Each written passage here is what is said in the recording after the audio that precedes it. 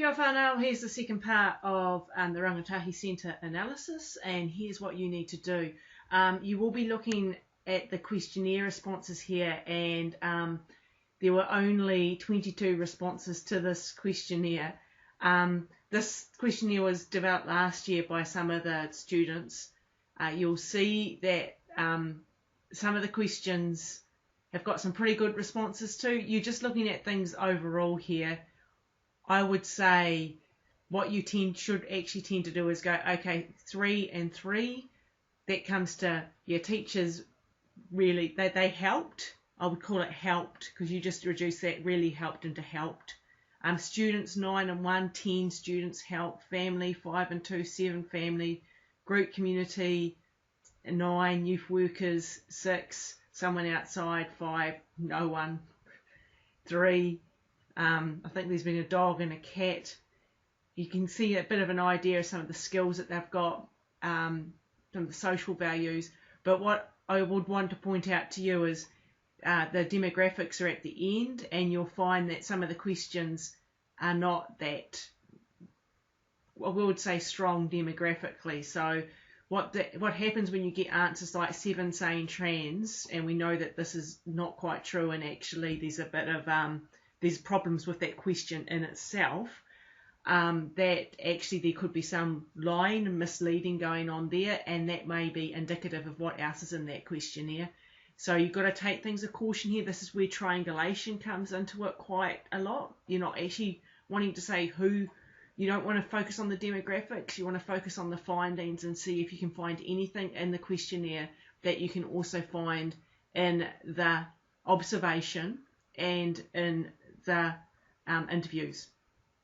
Okay, so going to the interviews, and I selected that because of its problematic nature, believe it or not. Okay, so what we're going to do is we're going to focus on what we're going to do here is we're going to focus on the interviews, and you'll find that you can get the transcripts straight off Moodle. You can download them and have a look. The first thing you really want to do when you've got them is to read them. That is the very first thing you should do. Then you should print them out single-sided.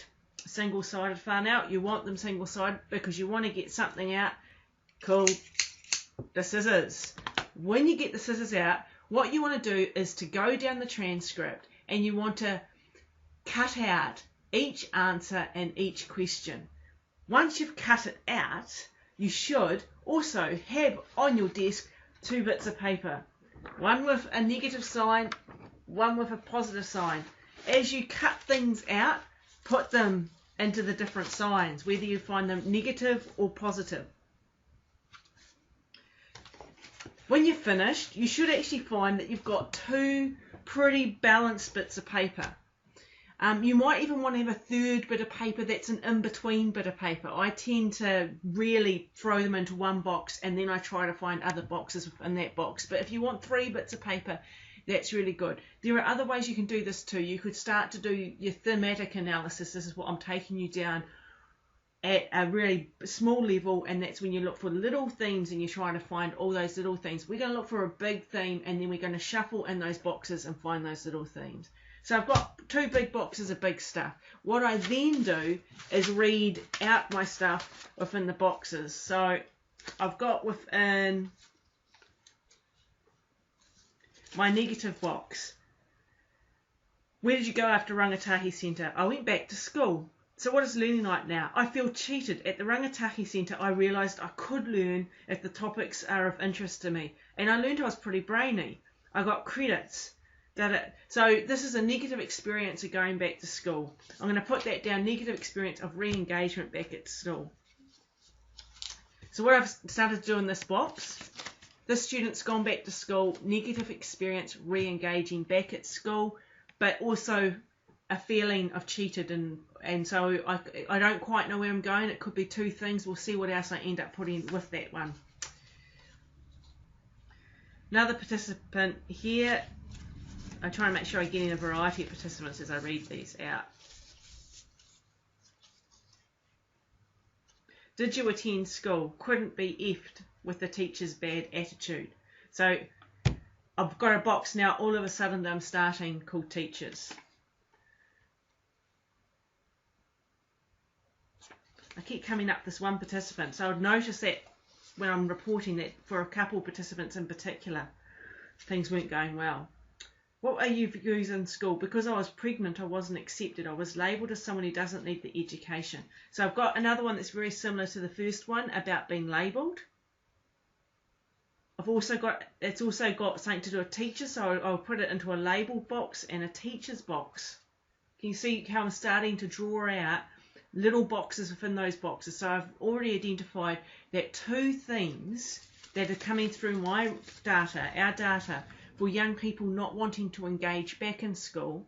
The two things I found, I haven't read them all, are actually a feeling of being labelled within school, of not being the type of student that fits within school, and an experience of not being accepted by teachers. I would write it up like that in my report, and then I would say something to the effect of, the students that we interviewed reported one aspect about not wanting of disengagement with school was being labelled. This either happened before they entered the Rangatahi Centre, such as in the following quote from this student who talks about being pregnant and being labelled by the school teachers in the school. And then I would actually cut and paste that quote in and check for spelling. But students also talked about feeling labelled after the Rangatahi Centre and when they tried to get re-engaged in school. For example, one student even said that they felt being cheated because at the Rangatahi Centre they felt like they had potential, but as soon as they got put back into the school environment, they felt like they had lost all brains in particular. They were completely emptied out, in their words, of everything they learnt. They felt like crap again. That's how you illustrate your qualitative analysis in your report. So first you get them into those two big boxes, then you break into those boxes to find out what themes are there, and then you write up paragraphs and you use quotes to illustrate your points. They provide the sex element to your paragraph. Okay, that's me over and out for the Rangatahi Centre.